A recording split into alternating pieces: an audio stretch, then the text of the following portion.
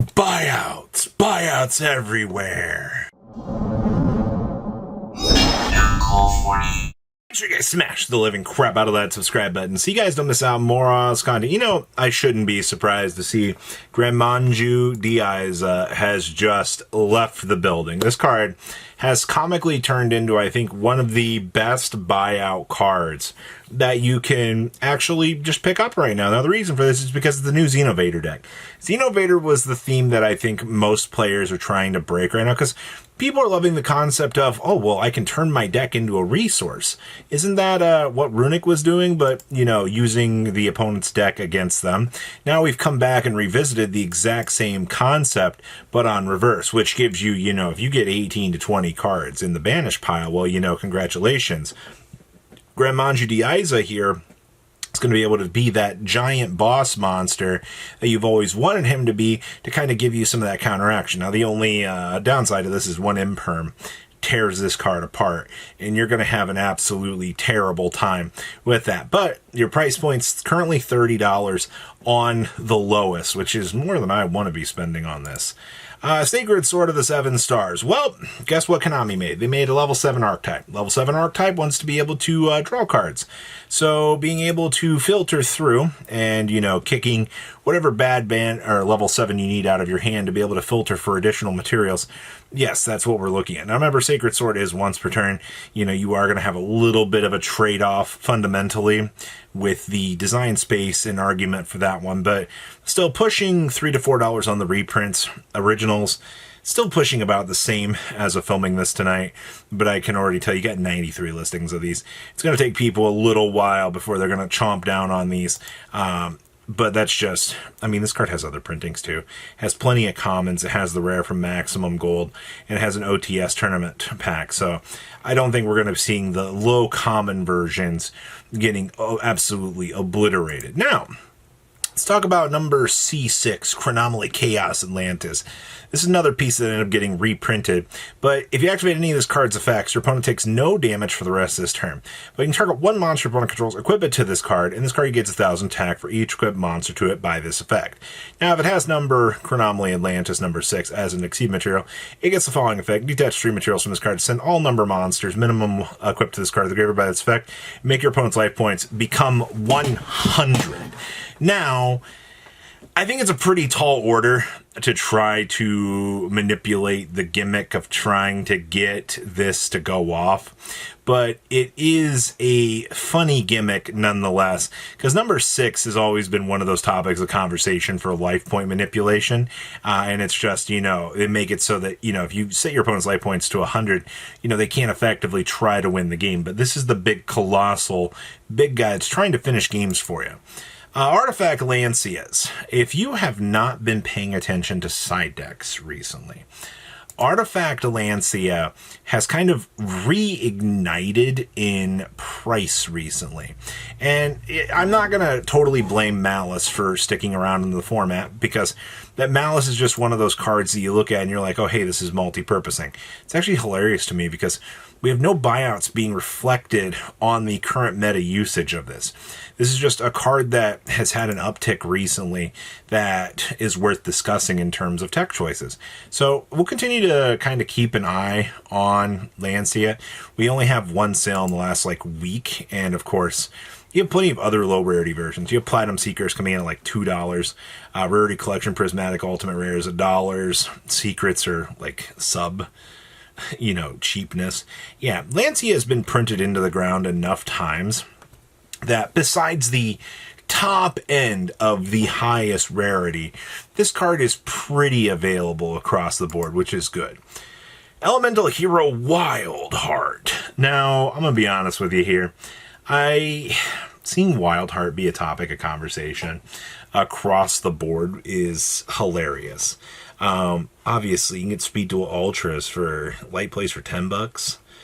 Your QCR is the topic of conversation today. Wildhearts are effectively $40 a copy, going up to $46, on up to $50. Now, I mean, you've had no sales above $10. Ever in this card's life.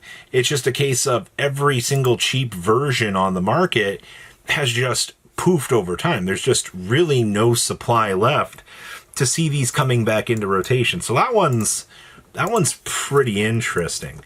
This is something we talked about yesterday. Shaddoll Fusions. You can get the Yu-Gi-Oh! YCS 2025 versions for $90. The sleeves for $100. But these QCRs have fallen into some of the most interesting price drop-offs I think I have seen in a while. And honestly, it makes sense, right? Like, there's not really a deck that's looking to abuse this card, and the card was already coming out of the gate massively popular, and a lot of people were already trying to, play this.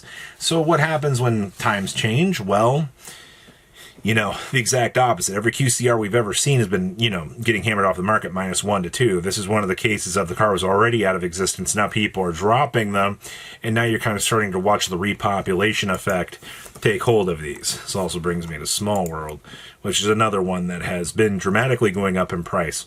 Small Worlds right now are about $15 a copy.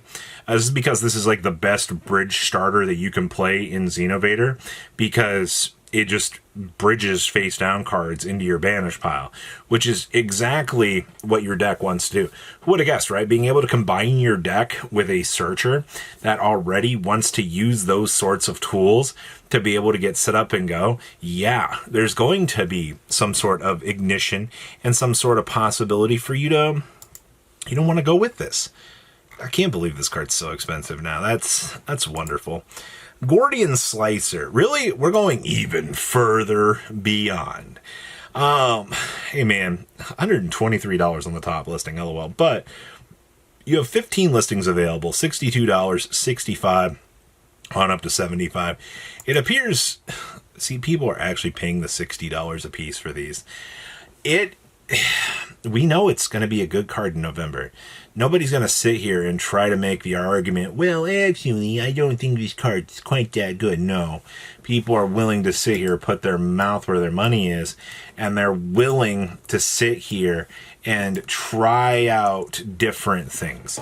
That is where we're at with this. That's why people are buying playsets at the inflated price point, because it's a good counterpoint card. Oh boy, Abyss Soldiers from Capsule Monster Coliseum. So this card has always kind of had a price point about it. It was a discard of water from the hand to return one card on the field to the owner's hand. Now, honestly, that's not really anything too crazy to look at. It's just potentially one of those cards. It's like, oh, hey, we've got the ability to already do some massively good control options, and it's on an 1800 body. But the problem here is this is an old video game promo. Old video game promos tend to be worth a little bit more than the average bear. Now, even damaged is worth a little bit of money, which is exceedingly interesting. Mod plays are a little bit of money as well, but just kind of keep in mind what you're working with here. This card definitely has some value in it. All right, what else do we have going on here? Burning Skull Head. Oh boy. If this card is special summon from the hand, inflict 1,000 damage to your opponent, you can remove this card from play and or remove this card face up, and you control to return one remove from play Skull Flame to the owner's grave. God, this card is absolutely terrible. These were already difficult to get, and for some reason this card's been pushing $40 for most of its life. You have had sales at the $40 mark. I actually kid you not. People are actually picking this card up, but it's a card that doesn't flip through the market very often, but this is just the 5Ds wheelie breaker scenario. The Skull Flames, these are still $14 a piece, and the Supersonic Flame Skull is actually a little bit cheaper. These are $5 to $6 a copy, which is already crazy enough to say the least, but to see Skull Flame here also pushing, $40+ on near mints, no, not at all. That is actually a crazy, crazy thing to say on the least. Now, something I want to remind you guys of here. Dun dun dun dun. This weekend, Sleeve Chief is going to be having the Night Blossom Elite Series.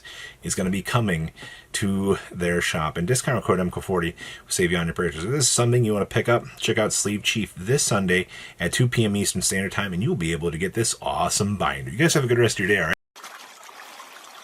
Patrons, Thank you.